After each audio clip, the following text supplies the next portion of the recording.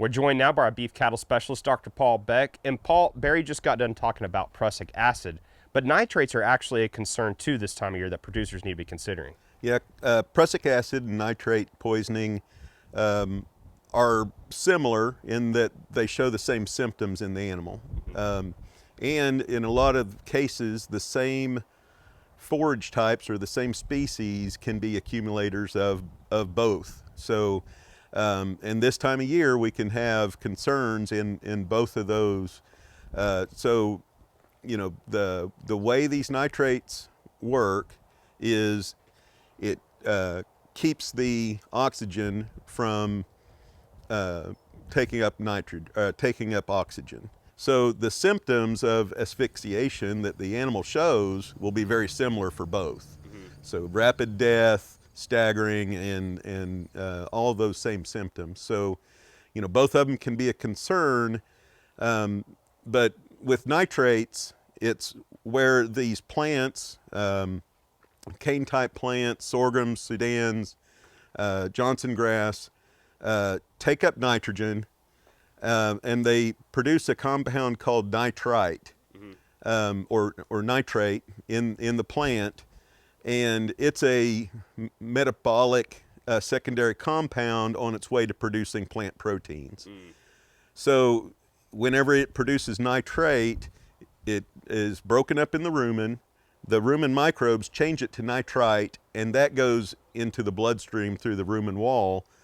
And this nitrite is what is really the issue caused by the animal, but it occurs by rumen fermentation and the microbes making that switch. So when we're talking about these plants like Johnson grass, what type of, situation occurs this to happen? Because, some nitrates, there might be some little present that's not really going to do much harm, right? But when it's that abundance of the nitrates, like what causes that?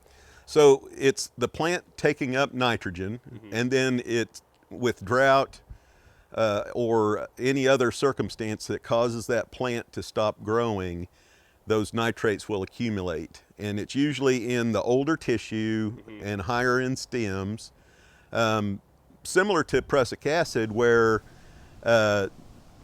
it accumulates whenever we have drought, but it's the regrowth of the plant. So it concentrates in the new growth, the new leaf, or later on in the fall when we have frosts, it'll be frost damaged leaves. So prussic acid will occur more in leaf and new growth, and nitrates will occur more in the old growth or lower down on the plant.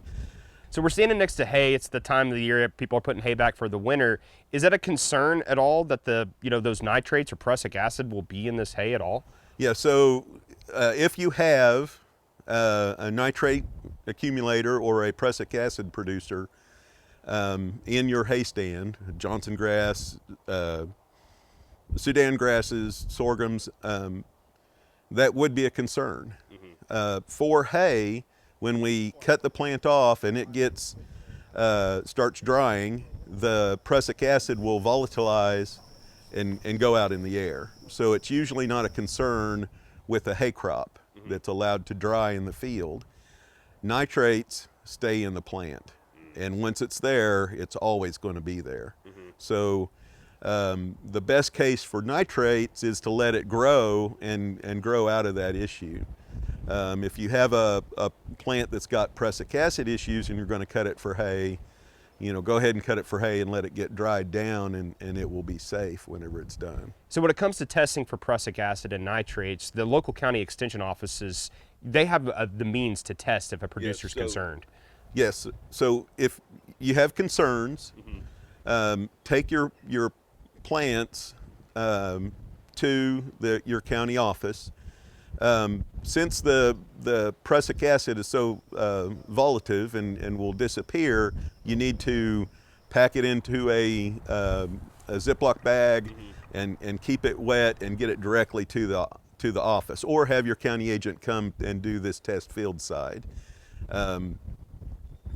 If you have nitrates, take a whole plant sample, and they will test it for you at the office and see if you have the presence of those compounds, and then it can be sent off for to determine what levels that compound would contain. You know, for some producers who might have been kind of haying right up and around that time when those plants were getting stressed and have already kind of put this up, is it possible to take a core sample from a round bale or a square bale and send it off for testing? Oh yeah, absolutely. If you have concern, you know, we can test the hay for nitrates, along with testing, you know, the green plant material and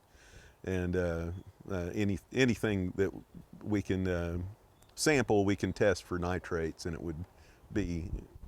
would show up in these tests. And I bet this time of year too, it's kind of, you know, hit and miss whether you're going to have it in your field or not. Like some producers might have some in their field right here, and literally their next door neighbors doesn't have it. So what's the advice there? Is it just regular testing around this time of year, pretty much always?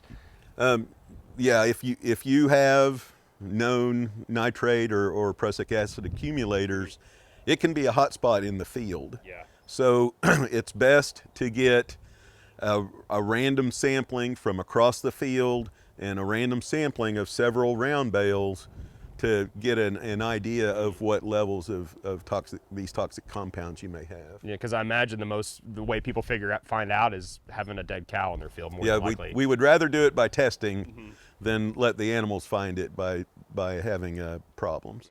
All right, thanks, Paul. Dr. Paul Beck, Extension Beef Cattle Specialist here at Oklahoma State University. And if you would like a link to find your local county office, go to our website, sunup.okstate.edu.